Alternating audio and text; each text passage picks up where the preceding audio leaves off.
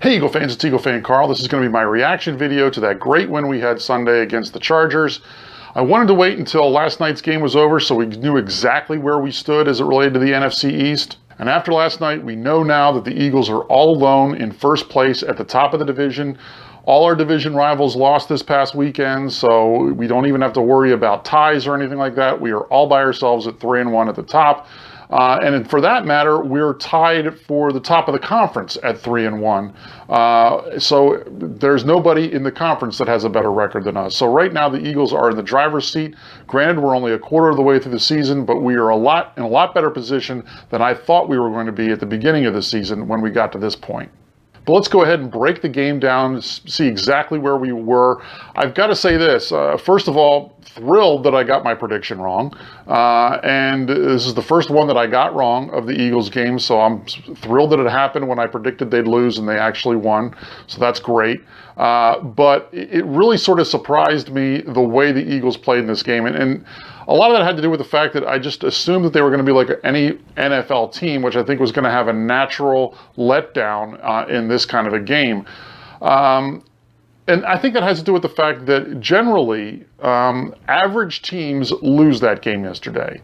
And obviously bad teams lose that game yesterday. Good teams, great teams find ways to win those games. It was an ugly win. It wasn't pretty. There was some things in that game that had me worried going forward, and I'll talk about those in my studs and duds. And it really was just a pleasant surprise to see how they showed up in this game, really stuck with the game plan, executed it, and ended up winning a game against a team that they were better than. There was no question. I even said in my prediction video, I thought the Eagles were better than the Chargers. But usually, like I said, average teams lose those kind of games when they're supposed to win them.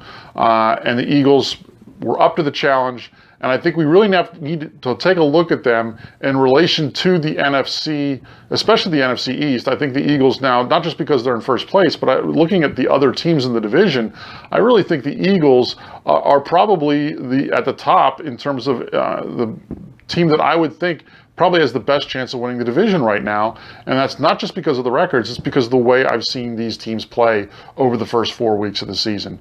But let's go ahead and take a look at the game and break down our studs and duds and see who exactly showed up to play and who has some work yet to be done. So here are my studs and duds for week 4. And as always, when the Eagles win, I'll go ahead and start with the bad and end with the good. So starting with the duds, the number 4 dud is the Eagles linebackers. One of the problems the Eagles had throughout the day was giving up big plays, and the linebacker play is what resulted in that quite a bit. Jordan Hicks ended up getting sort of stuck in a bad spot for that big running touchdown. Nigel Bradham gave up a big gain when he should have had a guy tackled short on a third down. So these are kind of plays that really, I think, ended up hurting us. The big plays really, I think, hurt us in this game yesterday and made the game a lot closer than it needed to be. And leading into the number 3 dud, I'm going to give that to Jim Schwartz. I know he's sort of dealing with a bad deck right now because we've got a really banged up defense.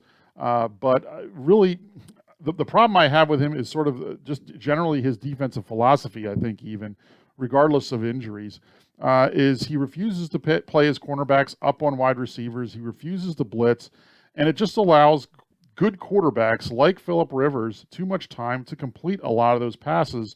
And sometimes that works where you get those underneath passes, you're able to make tackles right away, but sometimes they go for the bigger play, and then your cornerbacks lots of times are not in a good position to really sort of throw off any sort of timing that the wide receiver and the quarterbacks have.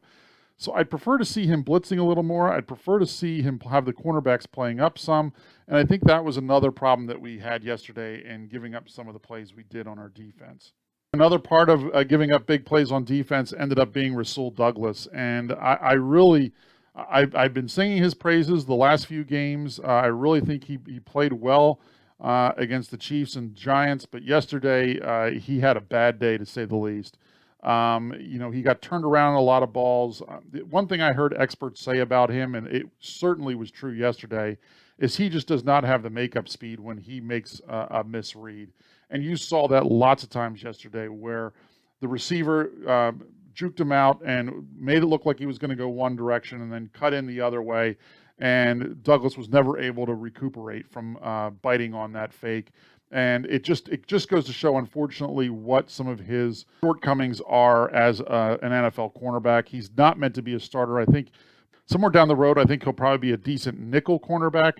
But as far as a top 2 starting cornerback, he does not belong there. Ronald Darby cannot get back soon enough as far as I'm concerned, because I think teams are going to see what happened to Rasul Douglas yesterday, and they're going to start taking advantage of that. So that's one thing that you're going to want to look for in the next few weeks, is how teams adjust to the way Rasul Douglas can really be outplayed on a lot of that. And Jim Schwartz is going to have to do something probably to give him some help over the top so that he doesn't get burned like he did yesterday.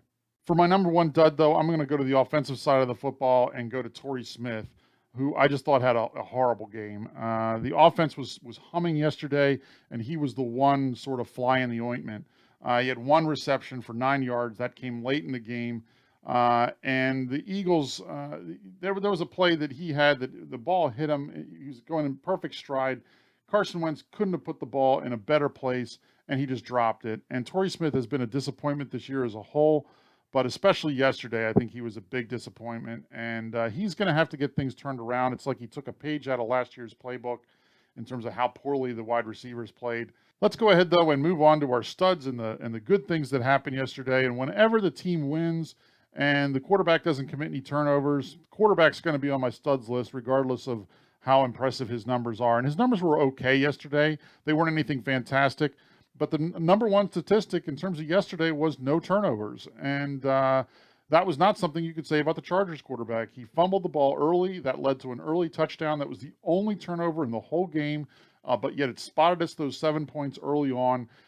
Moving on to the next one, I'm going to give the studs to the Eagles fans who showed up in droves in Southern California to take over the stadium and really make it sound like a home game. When you're sitting there at home, there was huge cheers every time the Eagles did something. And there was boos when calls went against them. So it was clear that the Eagles fans were there. If there weren't more Eagles fans than there were Chargers fans, they were certainly louder. So from that perspective, the Eagles fans themselves have got to land on the studs list for this past week. For the number 4 one, I can't believe I'm doing this, but I'm going to go ahead with the kicker again. He had a great game, scored 14 points, went 4 for 4, and none of his kicks were chip shots. You combined all his field goals, and it amounted to 185 yards of kicking field goals he did yesterday. The kicks were 45, 40, 53, and 47. So 40 was the shortest of those. So that was the closest thing he had to a gimme. But for the most part, a lot of those kicks were not easy kicks. And obviously, he ended up being the difference in the game. I was getting nervous that we were settling for too many field goals, but I do have to give him credit. When we did get stalled and we had to settle for a field goal, we knew it was a sure 3 points. And for that reason alone, Jake Elliott ends up on my studs list. For my number 3 stud, I'm going to go ahead and go with the whole offensive line. And really, the way that they played yesterday was impressive. The running game was obviously a huge reason why we won that game. And you can't do that without solid offensive line play. And that's what we got all day yesterday. So really, the whole offensive line, I think, really gets a lot of credit for this game and this win. And for that reason, they're my number 3 stud. But my number 2 stud is going to be Doug Peterson. And I know I criticized him a lot the last few weeks. And last week, there was really only one stupid call he made that ended him on my duds list. But this week, I think Doug called an absolutely perfect game. It was brilliantly done. He didn't fall into the Andy Reid mentality of, well, we throw the ball, so that's what we're going to do. Even though the Chargers can't stop the run, we're going to pass on them anyway. He didn't fall into that trap. He decided, he saw the weakness of the Chargers, went after it, and stuck with it, and stayed committed to the ground game. I had said I thought the 2 keys for the Eagles winning this game was winning time of possession and getting pressure on Phillip Rivers. We did get some pressure on Rivers, but not enough for my liking. But where we really won it was in time of possession. You can see there the time of possession. It ended up almost being 2-1 that the Eagles had the ball over the Chargers. So for that reason alone, the Eagles really, my hat's off to Doug Peterson for a brilliantly called game. But obviously, none of that works if you don't have execution, and that's where it comes down to my number 1 stud.